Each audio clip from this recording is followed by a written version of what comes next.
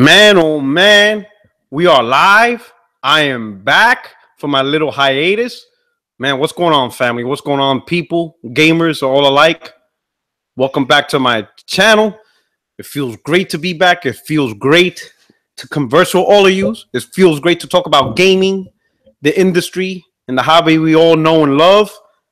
Woo! It's been a minute, right? It's been almost 2 weeks. If people are wondering, I just had I had to go up to New York, visited my family. Then I had to take care of some family stuff that was going on up there, So, I wasn't able to keep up, with YouTube and pushing out videos and giving my opinions and stuff like that. I wasn't able to do the last two multiplayer podcasts. I know people asking me, and stuff like that. No, you're not late. What's up, everybody? Thanks for joining in. It's just starting, I'm gonna chit chat for a little bit, let the room fill up real quick, and then I'll get to my point. But things like that. I try to keep up with Twitter, still keep in touch with everybody. But I wasn't able to do much on YouTube over the last 2 weeks. Again, I was away, taking care of, everybody's got to take care of, the priorities in life and business and stuff like that. And I do take this YouTube serious because you guys put in the time to support my channel. You guys are there with me. You're always tuned in to the live chats. You comment, you hit me up on Twitter. You guys put in your time to help my channel grow, and I appreciate that. But there's just things in life that really takes over, and things like that. Portal's Point on loot boxes. That's gonna be my next Portal's Point live. I'm gonna hit you up on that one. I might even talk about it tonight. That's a good point. I'm gonna talk about it tonight on the podcast. So tune in tonight, 8 p.m. Eastern. Gonna have my 60 Frames No Lag podcast. I got Jay Fonzarelli coming on, Craig Harris. I got a guest, Triple Cup Chuck. He's gonna be on, and I think All Day's gonna be on. So it's gonna be a good cast, and we're gonna talk about that. So that's gonna be awesome. All right. Everybody showing up. Mitchell, Liddell, Caleb Kaiser, Chris Koba, Hellspawn Ray. Man, thank you so much for showing up. R. Freddy, JW, you know what I'm saying? My man, Jason Elliott, Disinfectant. Thank you all so much. I hope you guys enjoy the chat. I hope you have a good conversation. But I want you to do this one. I know Andrew House, retiring was last week's news. I know we all moved on from that. But there's one thing I noticed that hasn't been moved on when it comes to this topic, and is people are asking, where are the videos? How come nobody on Sony side, Sony PlayStation, YouTuber channels or whatever? How come the media is not talking about it? How come it's not a big deal?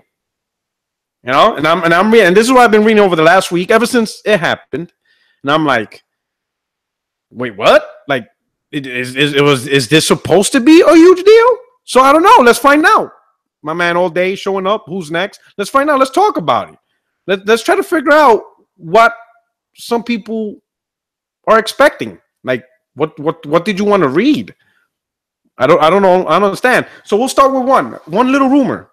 Some things, I've been listening to some podcasts talking about he stepped down because of Xbox One X is coming.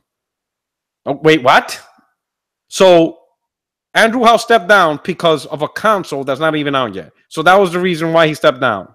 That doesn't even make sense. What does One X have to do with anything with him? It hasn't done anything. The One X hasn't done anything at this point. You know what I'm saying?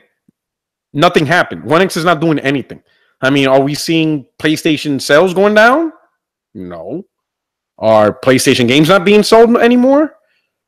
No. Are developers stop making games for PlayStation? No. So that ain't it. What else is rumor? Oh, he hasn't been doing a good job. Wait, what? What? Yo, you dudes are bugging. I'll go away for 2 weeks. And this is the nonsense. Start saying, what do you mean he hasn't been doing a good job? Have we not seen the last 4 years of this generation? Have we not seen how things played out? PlayStation 4 is the number one selling console. PlayStation 4 has the most industry support out of all platforms, minus PC, obviously. But between consoles, the most support. The highest active online base. Generates the most software revenue out of all the consoles. I mean, what more do you want? I mean, you could talk about the personal stuff, like you personally don't like PlayStation because you don't like the particular games it has. That's fine. That's personal opinion. Andrew House can't please everybody. All he could do is do his part to make the platform the most successful that it can be under his leadership. And that's what he did. If you haven't noticed, he did a better job than Don Metric and Phil Spencer combined. Right? And that's the thing. What can Phil learn from Andrew House? Because there really is no bad news. Here's my opinion why he stepped down. This is why I think he stepped down. Right? He's been with the company 27 years. That he's been with the PlayStation brand from the start, if you read his history. He started with the company in 1990. He's been with the company since day one. He's been through all this, right? When he took over SIE, became the head man, taking over Kaz Hirai's position, because now Kaz Hirai, he controls all of Sony. He makes the decision for everything, right? So Andrew House took over his position. So he's the one that's been dealing with PlayStation 4 over the last 4 years. And he's done a phenomenal job. It is the number one brand for this console generation. May not be your number one brand, may not be personally your favorite console, which is fine. But on the metric of business and what these console manufacturers want to do, there's no console manufacturer that's doing it better. Not even Nintendo with the Switch, even though they're doing a phenomenal job. But you've seen they did a terrible job with the Wii U. And we all know how, things are turning out for Xbox One.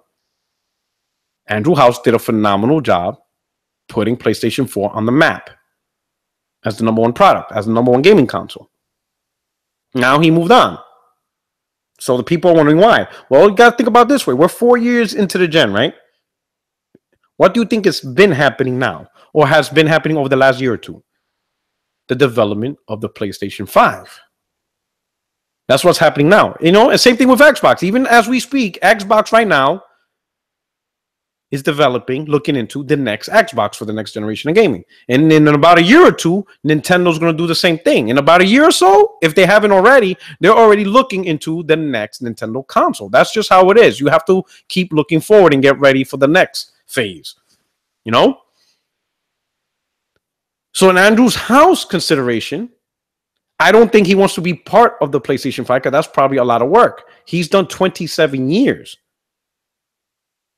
So you figure if he were to stick around, the console won't be out till like 2020. So that's 3 years from now. And then he has to stick around for another 5 years. So you're probably talking at least an 8-year obligation. He's probably not willing to do another 8 years of leading Sony. It's probably too much work. He's done 27 years and he's probably has a nice, healthy retirement account. He could stay with his family and he could probably do smaller projects. He just don't want to run this big thing because whoever's this guy, the one that took over, he's in it for 8 years. This is going to be his obligation. He has to take care of what he has now, but his phase is the next PlayStation 5. That's going to be his baby. That's his baby now. I forgot the guy's name who replaced him, but the one who replaced him, he's just coasting on what's already been set. Or as long as he doesn't make stupid decisions, PlayStation 4 is coasting the rest of the 3 years. All they really have to do is just release content. The Pro's already out. The Slim's already out. PlayStation VR is already out. There's no new hardware. They don't have to worry about anything in terms of PlayStation 4 hardware. That's already done. That boat's already sailed. It's just make sure the games just keep pushing. Relationships with third party is still being made and intact. The marketing deals, the extra content. He just needs to maintain that. That's all he has to do. And then as far as the first party, hey, just give them the support they need to push out first party games. That's all he has to do with 4. He just needs to coast with what's already been set. As far as PlayStation 5, the new dude, that's his vision. He has to make sure that PlayStation 5 is set. He's probably going to even have to, the PlayStation 5 is probably not even fully designed yet. So he's going to have to make that decision of what the PlayStation 5 is. And Andrew House probably didn't want to deal with that no more. Because again, that's at least another 8-year commitment. You're talking about 3 years until the console releases. So the next 3 years is all about development, getting it together, how it looks, how it designed, the performance, the features, all that decision. then release it, and then spend 5 years, 5 to 6 years hyping it up to get in the hands of consumers. That's at least 8 years. Andrew House is probably not going to deal with that. Because you figure another 8 years, that would put him at 35 years with the company. He's not trying to do that. He's not trying to do 35 years. It's a lot of work. That's the legit answer. That's probably the most common sense, legit answer on why Andrew House left. Because as far as everything is, he's done nothing wrong. I mean, there's a few missteps, you know. I say, you know, PlayStation Now, maybe, if that was his thing. You know, there's a few things Sony messed up. No name change. He still hasn't been able to push that out. No dedicated server. So, yeah, it's not perfect. But as far as a man in his position, why he needed the primary thing needed to do, which was make the console that was created, find a way to make it the number one console this generation, he did it. He accomplished. Achievement unlocked. He got the platinum trophy. He did what he needed to do. Now this new dude has to maintain what's done and create the next great PlayStation console. That's on him now. That's the legit answer. Why people expected bad news or acting like, you know, the industry is just like hiding? We're not hiding. There's nothing to hide. Andrew House didn't do anything wrong. What's there to hide? The media's not talking about it. What's there to talk about? You're talking about a dude that whooped Don Matrick and Phil Spencer's ass. What we should be talking about is take a look at what Andrew House did and how can Phil Spencer learn from what he did. You know, stuff like that. You know? That's what we're looking at. Things like that. All right. That was my wife. That's Mrs. Puerto'S 77. Trying to feed me food. You know, love her. Shout out to Mrs. Puerto'S. Yo, the Queen Pony. Yo, on the real though. Phil Spencer. Take a look at what Andrew House did for the culture. Take a look at what he did for the brand. All right. Here's the thing. Here's the thing. The formula to make a comeback created. What's up, Juegos? What's going on? Ryan, good to see you. Unicorn, what's up? The formula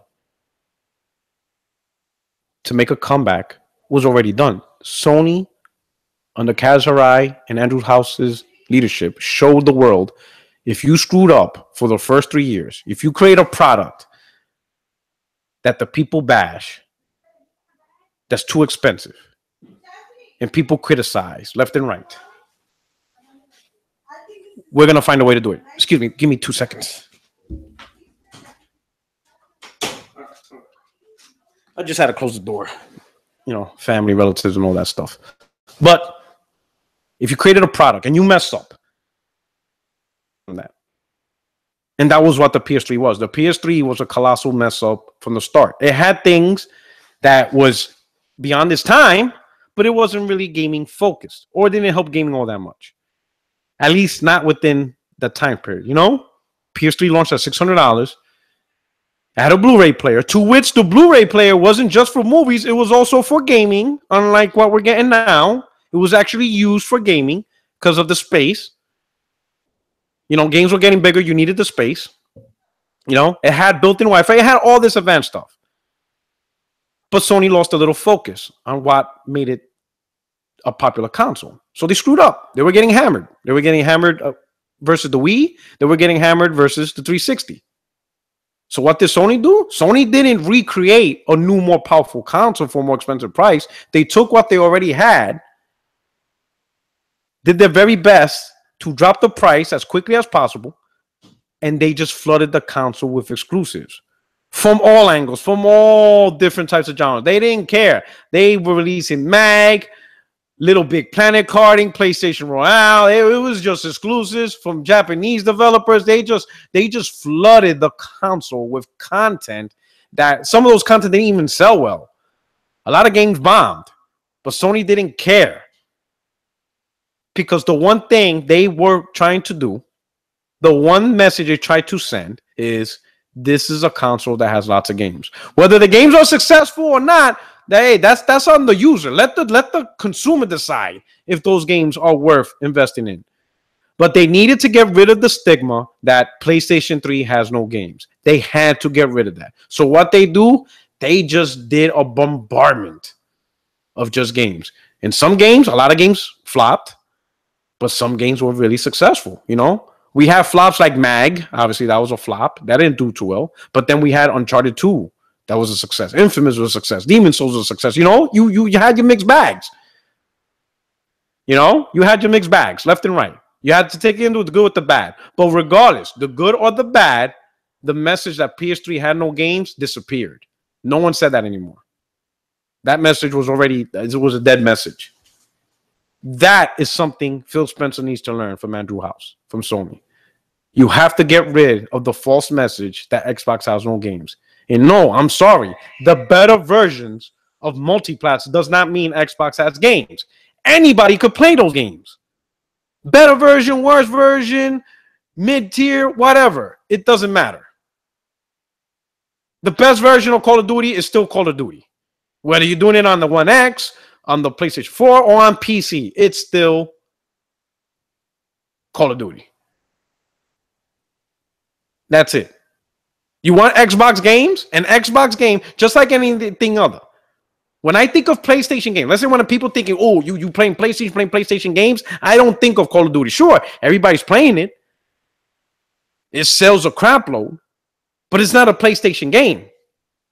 I could play that on any console. I don't need a PlayStation to play Call of Duty. At that point, if I'm a Call of Duty gamer, then all I have to worry about is where's the most cheapest place I can play Call of Duty. That's it. Some people play Call of Duty on PlayStation only because it gets the 30 days map pack first. That's it. So what happens when Xbox gets the map pack first again? Those gamers will go to Xbox. It just clearly shows Call of Duty is not PlayStation gaming. Because if that's all you play, you're going to go to wherever the best place to play at. That's all that is. It's just a box that plays Call of Duty. But when you think of PlayStation games, it's PlayStation games. There's nothing Xbox is going to do to play PlayStation games, and vice versa. If you want to play Xbox games, it's a game I can't play on my PlayStation. Don't come hype. Oh, Xbox is great because I got the best version of Star Wars. I don't care. I'm not buying an Xbox to play Battlefront. I'm not playing that on Xbox. I don't care if whatever. I'm not playing that. I already have the console that does that. I already have a console that can play all those games. Xbox gaming is Xbox games. PS4 gaming is PlayStation 4 games. PC gaming is PC games. All the multiplats could be done on any other box. It's just a preference at that point. And that's what Phil needs to learn from Andrew House. He needs to help create Xbox games. Games, big games, hype games that are strictly for Xbox, that you need an Xbox to play. That's why he can learn from Andrew House. That's why he can learn from the Sony staff. Create games where you need to pick up an Xbox, because if you don't, you ain't going to be playing those games. I like the chat. People be like, oh, I knew you were a pony. Bro, I've said from the start my preferred platform is the PlayStation platform. Where you guys been? I said from the start, the PlayStation brand. I think the PlayStation brand since inception has been the best brand, period. Better than Nintendo, better than Microsoft. Why? Because of Sony publishing. Because of their first party. They've been the better first party. They created the most, they pushed for the most new IPs, and they created the most new bangers out of all the other first parties. Nintendo is a great first party developer. Great, outstanding. There's no knocking. Nintendo overall, throughout the history of console gaming, they're probably the number one publisher of all time. Of all time, I would say. Nintendo's probably of all time. But they're running on the same franchises they had for the last 30 years. You know what I'm saying? And Microsoft, I don't know what they're doing. Phil Spencer could learn from Andrew House. Create bangers. Create Xbox games. Because y'all going to have a wake-up call. I see the tweets. I see the tweets from you Xbox dudes. I see the tweets. The most powerful console ever. Xbox One X going to take over. Oh, man, you guys are going to have a heart attack this holiday season. You know, listen, my best advice for you guys is enjoy the One X for what it's supposed to do, which is just simply going to bring you guys 4K gaming for when it can. Just do that. Just enjoy the console for what it is. Don't expect anything more. Don't expect for the industry to do a complete 180 and now side with Xbox. Don't expect now to Xbox to be the #1 selling platform and now everybody's, you know, jumping on the Xbox train. Lord, oh Lord. Lord, oh Lord. Don't do that to yourself. For yourselves. All right? You're just gonna ruin the fun for yourselves. All right? Phil Spencer should take a look at Sony's playbook and copy it and use it. All right? My man BK Best I says, Porrock, you have to get an X. Multiplats will be way better. Bro, BK, I said this from the start. If I am absolutely worried about playing the very best multiplats, I would have been a PC gamer. There is no other platform. You cannot tell me to play the best multiplats and the first platform you don't think of is PC. Either you want the best, then get the best. If you want the best, get the best. That's just me. If I absolutely want the very best multiplats, that is PC. PlayStation or Microsoft, PlayStation and Xbox will never give you their very best multiplats. They will always be inferior to PC, always. So if I was that dude, then I would be a PC gamer. If having the very best versions of multiplats was my #1 priority. If that was my #1 priority, that's something PlayStation or Xbox will never be able to fill. I don't care about that. The reason why I like consoles, you know what I'm saying? And I'm not even going to say I like consoles because it's easy. Because PC is really not that hard. It's not. Let's stop pretending that you need to have a PhD to game on PC. You don't. It's not that difficult. It's still pretty easy. All right? PC gaming is really not that challenging. All right? The reason why I like consoles is because these platforms are created by companies that have their own publishing studio. They have their own publishing studios. Microsoft have their own first party. Nintendo has their first party. Sony has their first party. And these are games that takes advantage of the hardware they created. That is why I like consoles. Because sometimes these first party publishers create some of the best games you're going to play. And third party will never match it. Simply because third party is worrying about making games on every platform.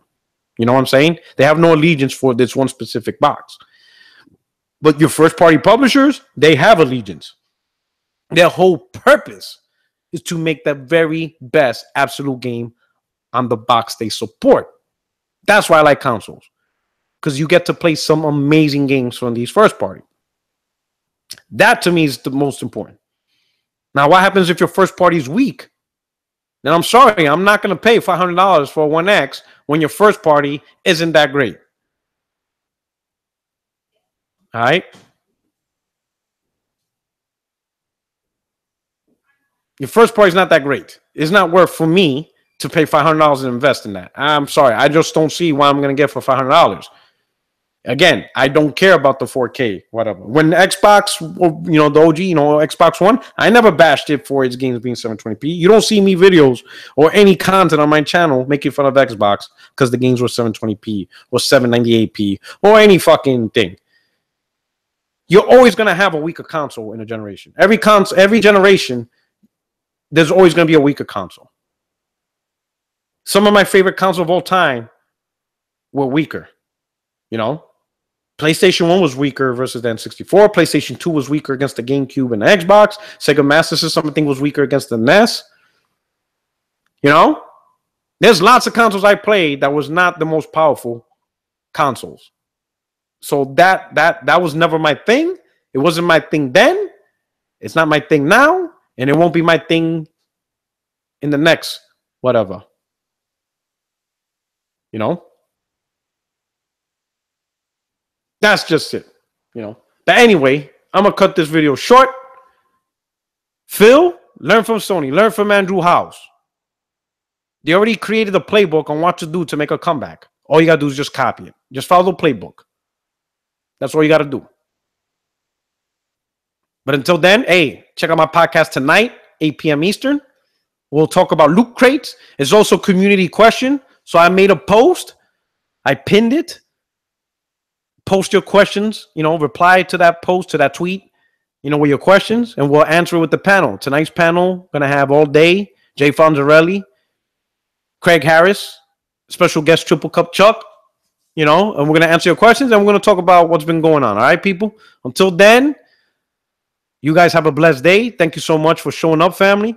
I hope you enjoy the rest of the day. If you're about to game, you know, enjoy your gaming. All right? But anyway, this is your boy Puerto'S 77. And I'm out. See you guys tonight. Peace.